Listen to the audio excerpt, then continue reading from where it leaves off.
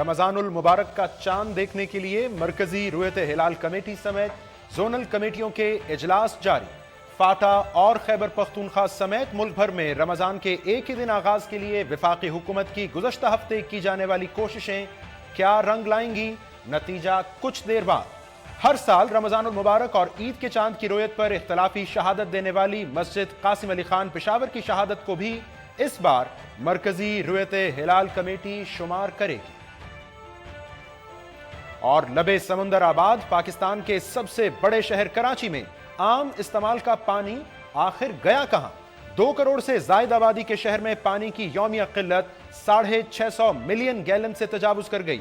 1242 million gallon की यौमिया तलब पूरी नहीं कर सकते Karachi water and sewerage board का दावा। पानी की किल्लत के खिलाफ गुज़श्ता रोज धरना देने वाली एमक्यूएम ने रवां हफ्ते सूरत हाल बेहतर न होने पर अगले हफ्ते दोबारा धरने का ऐलान कर दिया। अस्सलाम वालेकुम नाज़रीन, प्रोग्राम इन फोकस में खुश आमदीद। मैं हूं जवाद अहमद सिद्दीकी। इस वक्त जब हम आपसे मुखातिब हैं, मुल्क में रमज़ान उल मुबारक का चांद देखने के लिए मरकजी, जोनल और मकामी रुयत हिलाल कमेटियों के इजलास जारी हैं। नाज़रीन, हर साल रमज़ान के आगाज़ और इख्तिताम पर पाकिस्तान में चांद की रोयत का मसला सर उठाता है, जिसका नतीजा ये निकलता है कि पाकिस्तान भर में एक ही वक्त पर माह सयाम का आगाज़ नहीं हो पाता। और हमने वो वक्त भी देखा है जब एक ही मुल्क में यानी पाकिस्तान में तीन ईद उल फितर मनाई गई हैं, क्योंकि पाकिस्तान के मुख्तलिफ औक़ात में मुख्तलिफ लोगों के दावों की रोशनी में मुख्तलिफ औक़ात में चांद नज़र आया है। इस ज़िम्न में मस्जिद कासिम अली खान जो कि पेशावर में वाक़ है, उसको एक मरकज़ी हैसियत हासिल है, क्योंकि मस्जिद कासिम अली खान ने अमूमन हमने देखा है मरकज़ी रुयत हिलाल कमेटी से हट कर चांद नज़र आने की शहादतों को एकोमोडेट किया है, जिसकी बुनियाद पर मकामी सतह पर उन्होंने रमज़ान के आगाज़ और रमज़ान के अख्ताम का ऐलान भी किया है। इस साल वफाकी हुकूमत ने बहरहाल वफाकी वज़ीर मजहबी उमूर सरदार यूसुफ साहब को पेशावर भेजकर ये कोशिश की है कि किसी तरह मस्जिद कासिम अली खान के खतीब शहाबुद्दीन पोपलजई साहब को भी अब मेन स्ट्रीम में लाया जाए, उनको किसी तरह राज़ी किया जाए कि मुल्क भर में रोज़ों और ईद का आगाज़ या इनकाद एक ही दिन हो। और इस ज़िम्न में इस मरतबा ये सोचा गया है कि मस्जिद कासिम अली खान की शहादत को भी मरकज़ी रुयत हिलाल कमेटी शुमार करेगी, क्योंकि पोपलजई साहब का शिकवा ये रहा है कि जब तक उन तक शहादतें पहुँचती हैं, मरकज़ी रुयत हिलाल कमेटी इस सिलसिले में कोई फ़ैसला करके इजलास ख़त्म कर चुकी होती है। इतने सालों के बाद भी पाकिस्तान में क्यों रोज़ों या ईद का एक ही दिन इनकाद मुमकिन नहीं हो सका, इस पर हम बात करेंगे।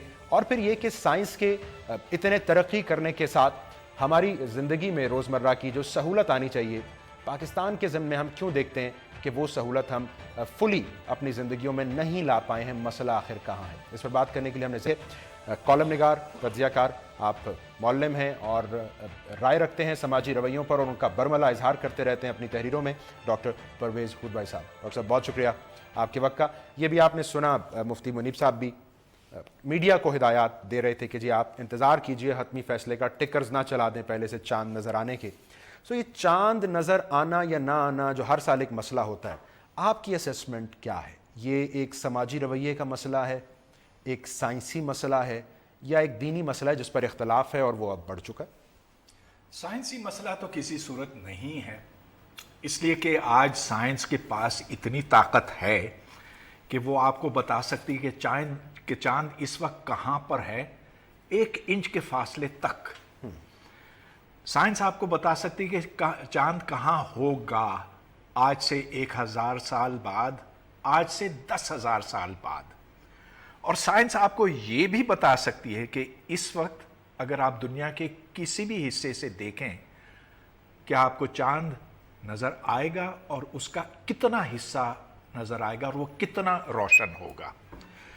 देखिए, ये बात जो है 17वीं सदी की तरफ जाती, मैं ले जाता हूँ, जब हमने अजसाम के कवानीन जाने थे, उनकी हरकत के कवानीन जाने थे, और जिनके इतलाक़ से हमने ये समझ लिया है कि मुख्तलिफ़ सैयारे किस तरह से सूरज के गिर्द गर्दिश करते हैं, चाँद ज़मीन के गिर्द कैसे गर्दिश करता है।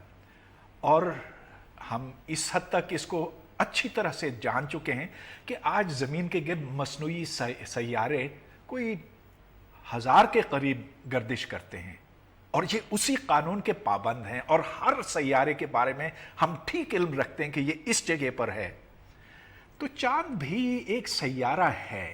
اس کو آپ مصنوعی سیارہ نہیں کہیں گے، یہ ایک فطری سیارہ ہے، اور اس کی پوزیشن کو، اس کے مقام کو آج ہم دعوے سے بتا سکتے ہیں کہ یہ 1 انچ تک کہاں ہے. لہٰذا یہ جو مولوی صاحبان ہیں، ٹھیک ہے آپس میں کبھی اتفاق کرتے ہیں، کبھی اختلاف کرتے ہیں، کچھ ان کے آپس کے جھگڑے ہوتے ہیں، آپس کی دوستیاں ہوتی ہیں، لیکن سائنس میں ذرا بھی شبہ نہیں. سائنس ٹھیک بتا سکتی ہے کہ چاند آج کہاں ہے. اور چاند کو چھوڑیے، چاند تو بہت چھوٹی چیز ہے، اب تو انسان مریخ تک پہنچ گیا ہے. اور مریخ کیا، اب ہر سیارے پر ہم پہنچ چکے ہیں، اس کا معائنہ کر چکے ہیں، اور اب نظام شمسی سے باہر نکل کر ہم کائنات کی وسعتوں میں جا رہے ہیں. تو وہ لوگ جو 1000 سال کیا 1400 سال کیا 10,000 سال پہلے کی سوچ میں پھنس گئے ہیں، ان کے اوپر ہم صرف افسوس ہی کر سکتے ہیں. افسوس کے علاوہ ہم کیا کر سکتے ہیں؟ اگر لوگ باقی دنیا میں مریخ تک جا رہے ہیں لیکن ہم گول دائروں میں جا رہے ہیں، خصوصاً چاند کی رویت کے مسئلے کو لے کر، آپ مسئلہ کیسے آئیڈینٹیفائی کریں گے؟ یہ کسی کا کوئی ایکسکلوسیو اینٹی بن جانے کا شوق ہے جو مسئلے کی بنیاد ہے، یا حکومت کی طرف سے ایسے لوگوں کو مین سٹریم میں یا سٹریم لائن کرنے کی کوشش کبھی سنجیدگی سے نہیں کی گئی، یا آج تک کیوں اتنا پرانی تاریخ ہے چاند دیکھنے کی، پاکستان میں یہ اتنا بڑا مسئلہ کیسے بنا؟ دیکھیے، سب سے پہلے تو ہمیں لوگوں کو قائل کرنا ہوگا کہ ہم ٹیکنالوجی استعمال کر سکتے ہیں دینی مقاصد کے لیے، جو ہم کرتے ہیں. آخر 5 وقت اذان ہوتی ہے لاؤڈ سپیکر سے، اور ہم ٹی وی کے ذریعے سے دینی تعلیم دیتے ہیں، دینی پروگرام ہوتے ہیں، ریڈیو پر بھی پروگرام ہوتے ہیں. اور یہ دیکھیے کہ جو مثلاً سحر اور افطار کے اوقات ہیں، ان کا تعین ہم فزکس کے قانون کے اطلاق سے کرتے ہیں. ہم یہ دعوے سے بتاتے ہیں کہ سحری کا وقت 3:48 پہ ہوگا، افطار 6:00 پہ ہوگا وغیرہ. تو یہ کیا چیز ہے؟ یہ ہم نے پیشن گوئی کی ہے. کس بنیاد پر؟ فزکس کی بنیاد پر. تو اگر فزکس کو ہم یہاں تک تسلیم کرتے ہیں کہ ہم اخبار میں بھی یہ چھاپ دیتے ہیں کہ افطار اور سحری کا وقت یہ ہوگا، تو کیا ہم یہ نہیں بتا سکتے کہ چاند کس وقت نظر آئے گا؟ یہ تو سائنس کے لیے ایک نہایت ہی چھوٹی چیز. میں قطع کلامی کر رہا ہوں، اور یہ جو آپ نے نقطہ اٹھایا کہ ناظرین ہم سائنس کا استعمال اپنی ذاتی زندگی میں کرنے میں تو شاید آر محسوس نہیں کرتے ہیں، لیکن جہاں لوگوں کا مفاد وابستہ ہو وہاں ہمارے نظریات کچھ سخت ہو جاتے ہیں. بھلے ہم ذاتی زندگی میں کان میں بلوٹوتھ ڈیوائس کے استعمال کو برا نہ جانیں، لیکن چاند دیکھنے کے لیے سائنسی شہادتوں کا استعمال ہمیں ناگوار گزرتا ہے. یہ بنیادی وجہ کیا ہے؟ ہمیں ایک علیحدہ جسے کہتے ہیں 1.5 اینٹ کی مسجد بنانے کی ضرورت محسوس ہوتی رہتی ہے، یا اس کی مینیفیسٹیشن ہے، یا کوئی اور وجہ ہے؟ ڈاکٹر صاحب سے مزید بات کرتے ہیں اس بریک کے.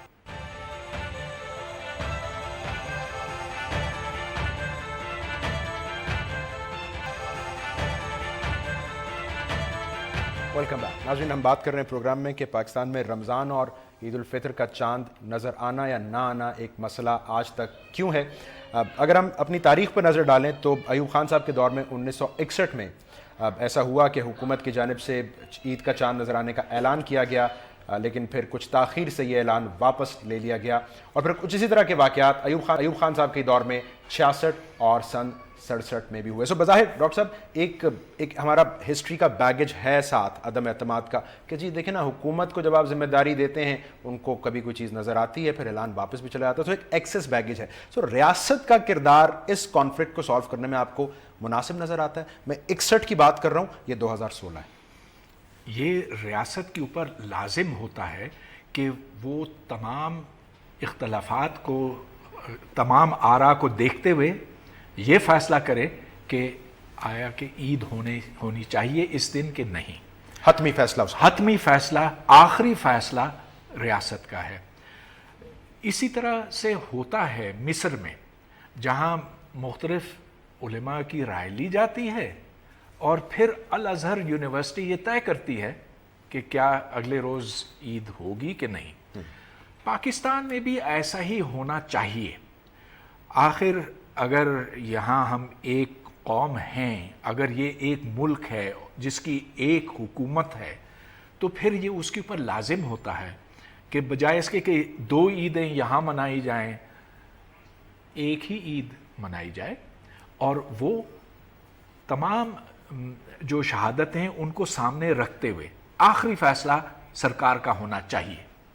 ٹھیک ہے، سو اس کا مطلب ہے بہرحال اس کا تعلق ریاست کی رٹ کے نفاذ کے ساتھ ہے، اور اس مرتبہ اگر ہم یہ دیکھتے ہیں کہ حکومت نے مسجد قاسم علی خان جا کے یہ کہا کہ جناب آپ کی شہادت کو بھی ہم ویلیو کریں گے، آپ بھیجیے ہمیں، اور جیسا کہ اس وقت خبر آ بھی رہی ہے کہ چاند نظر آ گیا ہے رمضان المبارک کا، سو آپ کو رمضان مبارک، اس کا کچھ دیر میں اعلان بھی کیا جائے گا۔ اس ایکسرسائز کو آپ سمجھتے ہیں ایک لانگ ٹرم سولوشن ہے یا یہ صرف کانفلکٹ مینجمنٹ ہے، اور جو حتمی طور پر ایک طریقہ کار پاکستان میں بننا چاہیے چاند دیکھنے کا، نظر آنے کا، وہ آپ کو لگتا ہے ابھی بھی مسنگ ہے؟ دیکھیے، میں نے مصر کا تو اب ذکر کیا، لیکن یہی بات سعودی عرب اور ایران پر بھی صادق آتی ہے کہ وہاں ایک عید ہوتی ہے۔ پاکستان ان ممالک جتنا بڑا ہے، شاید تھوڑا سا زیادہ بڑا ہو، یہاں بھی ایک ہی عید ہونی چاہیے، گو کہ پاکستان کی سرزمین کافی پھیلی ہوئی ہے، مشرق سے مغرب تک اور شمال سے جنوب تک، لیکن اگر آپ کو عید کسی ایک ٹھکانے پر اگر آپ کو چاند دکھائی دے دیا جائے تو پھر آپ پورے ملک کے لیے وہ اعلان کر سکتے ہیں کہ اگلے روز عید ہوگی، اور یہی طریقہ ہے آئندہ کے لیے۔ جو اس وقت تفرقے ڈالے گئے ہیں اور جو دانستاً ڈالے جاتے ہیں، ان کو ریاست روک دینا چاہیے، ریاست کو یہ چیز برداشت نہیں کرنی چاہیے، کیونکہ اس سے پھر لوگوں کے درمیان دراڑیں پڑتی ہیں، ان کے درمیان جھگڑے پڑتے ہیں، اور ایک جدید ریاست اس چیز کو برداشت نہیں کر سکتی۔ اب دیکھیے، سائنسی لحاظ سے میں تھوڑا سا آپ کو بتانا چاہوں گا کہ ہاں، اگر ملک کے ایک حصے میں چاند نظر آتا ہے تو ضروری نہیں ہے کہ یہ دوسرے حصے میں بھی نظر آئے۔ آخر آپ یہ دیکھیں کہ اگر چاند یہاں پاکستان میں کہیں دکھائی دیتا ہے تو یہ بالکل ضروری نہیں ہے، اور کہ ایسا ہوگا نہیں کہ یہ افریقہ میں بھی دکھائی دے، مثلا الجزائر میں دکھائی دے، کیونکہ جو سورج سے شعاعیں آتی ہیں وہ چاند سے ٹکراتی ہیں، اس سے منعکس ہو کر، ریفلیکٹ ہو کر پھر زمین تک پہنچتی ہیں، اور یہ فضا میں سے گزرتی ہیں، پھر جو کی کیفیت ہوگی اس کے حساب سے وہ کرنیں شاید ہم تک پہنچیں یا نہ پہنچیں۔ جو فاصلے ہیں اور جو زاویے ہیں، ان سب کو دیکھتے ہوئے ہم یہ کیلکولیٹ تو ضرور کر سکتے ہیں آیا کہ اس جگہ پر آپ کو چاند دکھائی دے گا کہ نہیں، اور یہ عین ممکن ہے کہ یہاں پر ایک جگہ پر چاند دکھائی دے اور دوسری جگہ پر یہ بڑا اہم نقطہ ہے۔ مجھے ایک بریک کی جانب پھر جانے ناظرین، ڈاکٹر صاحب نے جو نقطہ اٹھایا ہے بنیادی طور پر اس کا تعلق اس بات سے کہ اگر ایک شخص یہ گواہی دے رہا ہے کہ اس کو چاند نظر آ گیا ہے تو آپ سائنسی اعتبار سے بہرحال اس کو میک شور کر سکتے ہیں کہ جس جگہ سے وہ گواہی آ رہی ہے وہاں چاند نظر آنے کا امکان تھا یا نہیں۔ بہرحال اس وقت ملک کے کچھ حصوں میں رمضان المبارک کا چاند نظر آ گیا ہے، اس کا حتمی اعلان مرکزی رویت ہلال کمیٹی کو ابھی کرنا ہے، لیکن کیمرے کی آنکھ نے یہ چاند دیکھ لیا ہے۔ ڈان نیوز پر آپ نے اس کے کچھ منظر بھی دیکھیں۔ اسی ضمن میں مزید بات کریں گے ڈاکٹر صاحب سے اس مختصر بریک کے بعد۔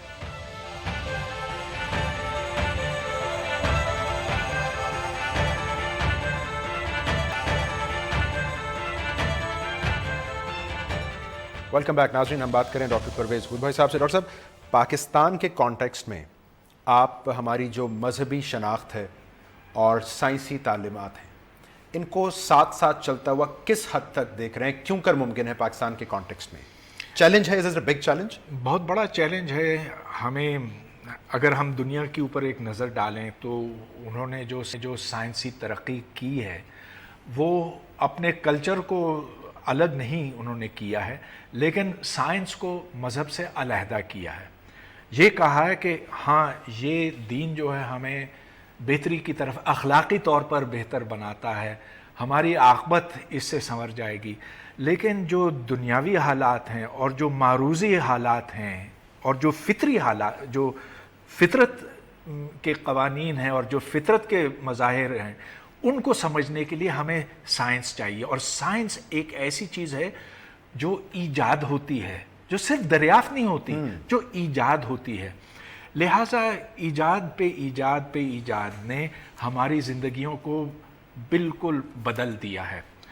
اور آج جس تیزی سے سائنس کی ترقی ہو رہی ہے، ہر شخص حیران ہے. اس کے پیچھے سائنس کے پیچھے منطق اور ریاضی ہے. لہٰذا ہمیں اگر اس رستے پر چلنا ہے تو ہمیں مذہبی معاملات کو الگ کرنا ہوگا اور دنیاوی معاملات کو الگ. ہماری تعلیم کے اندر ان دونوں کو نتھی کرنے کی کوشش کی گئی ہے. مسئلہ نصاب کا ہے، مسئلہ نصاب کا ہے، مسئلہ نصابی کتب کا ہے، مسئلہ اساتذہ کا ہے اور امتحانات کا ہے. یہ سارے ایک دوسرے کے ساتھ جڑے ہوئے ہیں. ان کو مذہب سے علیحدہ کرنا، دیکھیں مذہب بڑی خوبصورت چیز ہے، وہ ہمیں روحانی تسکین دیتی ہے، ہماری عاقبت اس سے سنور جاتی ہے، لیکن دنیاوی معاملات کے لیے ہمیں سائنس کی ضرورت ہے. سائنس مذہب کے ساتھ ساتھ نہیں چل سکتی.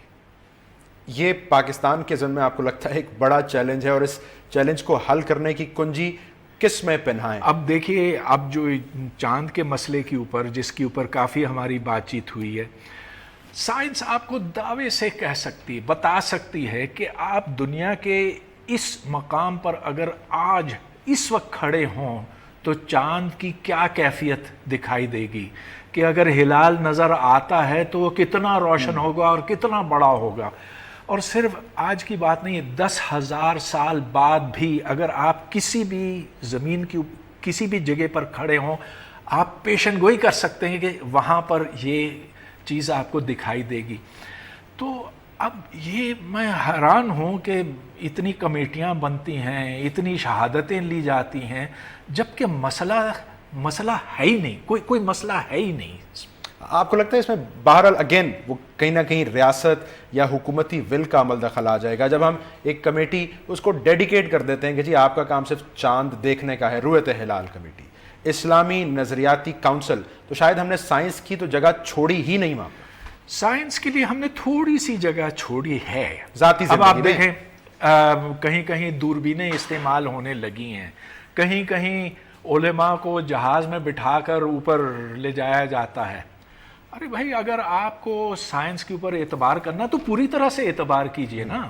پھر آپ ماہر فلکیات سے یہ معلوم کر لیں، اور یہ معلوم کیا جا چکا ہے، اس کی کیلکولیشن ہو چکی ہیں کہ آپ دنیا کے کسی بھی مقام پر اگر کھڑے ہوں تو آپ کو کیا دکھائی دے گا. آپ کو کسی کمیٹی کی ضرورت نہیں، آپ کو اوپر جہاز میں کسی کو بھیجنے کی ضرورت نہیں. یہ چیز جو ہے 300 سال پہلے بھی ہم آپ کو بتا سکتے تھے. کیا اب 21ویں صدی میں ہم اگر اس اندھیرے میں ہیں تو پھر افسوس کا مقام ہے. سر ہمیں تو یہ دیکھنا ہے، ہم جو اسینشلی بات کر رہے ہیں کہ آپ نے ایک پرابلم کو ایڈریس کیسے کرنا ہے، لیکن آپ یہ آئیڈینٹیفائی کر رہے ہیں کہ ایڈریس تب تک نہیں ہوگا جب تک سوچ میں ایک بنیادی تبدیلی نہیں آئے گی. اور شاید عصر حاضر میں ہم اسے ایک کاؤنٹر نیریٹو کے نام سے، چاہے وہ ایکسٹریمزم کا ہو یا کانفلکٹ کا ہو، پاکستان میں یہ کاؤنٹر نیریٹو بنانا کیوں ایک سٹرگل ہے؟ کیا ہماری چیزیں اتنی جامد، سوچ کا عمل اتنا جامد ہو گیا ہے؟ اس لیے کہ ہم اس بات پر مصر ہیں کہ ہر چیز کو مذہب کے ساتھ نتھی کرنا ہے. میں یہ پھر سے عرض کرنا چاہتا ہوں کہ مذہب کی صداقتیں، اس کی حقیقت اپنی جگہ پر درست ہیں، اور اس کی ہمیں پوری قدر کرنی چاہیے، اس کا پورا احترام کرنا چاہیے. لیکن سائنس ایک ایسی چیز ہے جس کا تعلق معروضیت سے ہے، اور جس کے تمام حقائق واضح ہو سکتے ہیں، خواہ دیکھنے والا عیسائی ہو یا مسلمان ہو یا کوئی اور ہو. اور جو سائنسدان ہے وہ بھی کسی نسل کا ہو سکتا ہے، کسی بھی سوچ کا ہو سکتا ہے، کیونکہ ساری بات معروضیت کی ہے. جو فطرت کے قوانین ہیں وہ اس کی پرواہ نہیں کرتے کہ اس کا اطلاق کرنے والا اس مذہب کا ہے یا اس مذہب کا. لہٰذا جب تک ہم یہ تفریق نہیں پیدا کرتے، جب تک ہم ان دو دھاروں کو علیحدہ نہیں کرتے، تو ہم اسی مسئلے میں پھنسے رہیں گے کہ کیا چاند دکھائی دیا یا نہیں دیا، ایک دوسرے کے ساتھ لڑتے رہیں گے، کمیٹیاں بناتے رہیں گے. اگین میں جو چیز ہائی لائٹ کرنا چاہ رہا ہوں کہ یہ کام بنیادی طور پر ریاست کو انجام دینا ہے. تو ریاست شائی آف کیوں کرتی رہی ہے یہ اس مسئلے صرف ریاست کا کام نہیں ہے، یہ آپ کا اور میرا کام بھی ہے، کیونکہ یہ بڑا آسان ہوتا ہے کہ بس ہم حکومت کے اوپر سارا بوجھ ڈال دیں، ہم کہیں کہ حکومت نے یہ نہیں کیا لہٰذا ہم نہیں کر سکتے، لیکن جو تعلیمات ہماری یونیورسٹیوں میں دی جاتی ہیں، ہمارے اسکولوں میں دی جاتی ہیں، اس میں بھی یہ بات اسٹوڈنٹس کو بتانے کی ضرورت ہے کہ دنیا فطرت کے قوانین کے مطابق چلتی ہے، کہ پانی آخر ہائیڈروجن اور آکسیجن کا مرکب ہے، اور یہ حقیقت ہر شخص جان سکتا ہے، ہر چیز کے پیچھے دلیل ہے، منطق ہے، اور وہ دلیل اور منطق ان کو سکھانے کی ضرورت ہے، وہ طرز فکر جو سائنس ہے وہ ان کے اوپر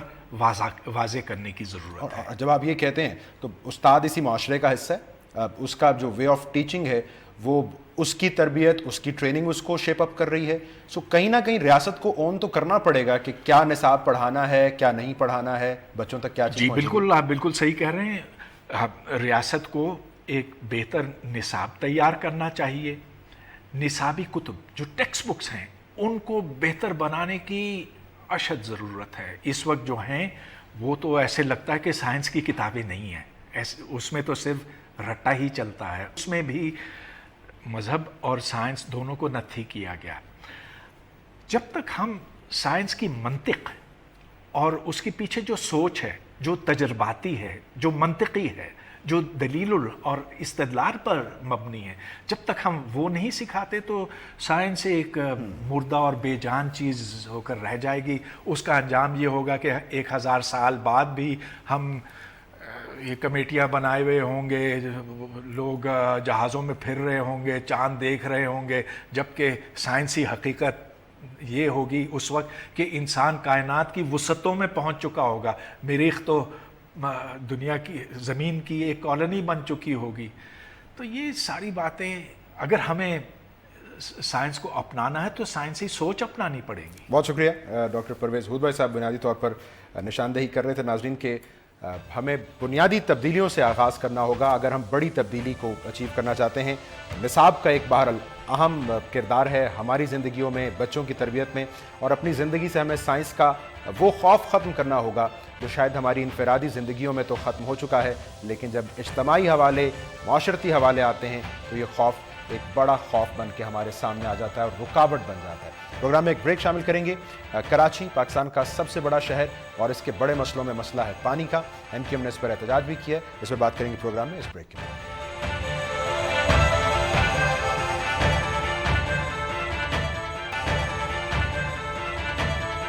پاکستان کا سب سے بڑا شہر کراچی جو کہ سمندر کنارے آباد ہے، اس کے بڑے مسائل میں ایک مسئلہ پانی کی قلت کا مسئلہ ہے۔ اسی مسئلے کو اجاگر کرنے کے لیے متحدہ قومی موومنٹ نے احتجاج کیا وزیر اعلیٰ ہاؤس پر، اور اس کے بعد بالآخر مذاکرات ہوئے ان کے، اور کچھ یقین دہانیوں کی بنیاد پر MQM نے گزشتہ رات اس احتجاج کو ختم کرنے کا اعلان کیا ہے، لیکن یہ مشروط طور پر کیا گیا ہے۔ MQM کے بقول اگر یہ مسائل حل نہیں ہوتے پانی سے متعلقہ تو دوبارہ احتجاج کیا جا سکتا ہے۔ اس ضمن میں فاروق ستار صاحب MQM کے سینئر رہنما یہ کہہ رہے تھے کہ رمضان المبارک کے بعد ایک مرتبہ پھر اگر یہ مسئلہ حل نہیں ہوتا تو پرامن طریقے سے ایک اور دھرنے کا آغاز کیا جا سکتا ہے۔ ناظرین، کراچی میں اگر ہم فگرز کی بات کریں تو کراچی کی جو یومیہ ریکوائرمنٹ ہے، ضرورت ہے پانی کی، وہ 1242 ملین گیلن کے قریب ہے، اور جو اس وقت کراچی کو پانی دستیاب ہے وہ اس ضرورت کا تقریباً نصف ہے۔ کراچی کو لگ بھگ 650 ملین گیلن پانی یومیہ دستیاب ہے، سو یہ اندازہ کرنا مشکل نہیں ہوگا کہ کراچی جیسے شہر میں لوگ پانی کی ضرورت کس طرح پوری کرتے ہوں گے۔ اس ضمن میں یہ بھی بتایا گیا ہے کہ وہ علاقے جہاں اب ایک دن کے وقفے کے ساتھ پانی دیا جا رہا تھا، وہاں اب شاید پانی کے اس گیپ کو بڑھا کر اب 2 سے 3 روز کیا جا سکتا ہے۔ کراچی میں مختلف مافیاز ہمیشہ سے موجود رہے ہیں، سر اٹھاتے رہے ہیں، چاہے وہ لینڈ مافیا ہو، واٹر مافیا ہو، لیکن ان مافیاز سے جان نہیں چھڑائی جا سکی ہے۔ خصوصاً پانی جیسی بنیادی جو ضرورت کی چیز ہے اس کا مسئلہ کراچی میں آج تک حل طلب ہے۔ MQM جس کے پاس خود कराची की निज़ामत रही है, जो खुद सिंध हुकूमत का एक तवील अरसा हिस्सा रही है, उसके बावजूद ये मसला मौजूद रहा, हल नहीं हो पाया। अब MQM को ये लग रहा है कि वो सड़क पर आकर हुकूमत को प्रेशराइज़ करके ये मसला हल कर सकती है।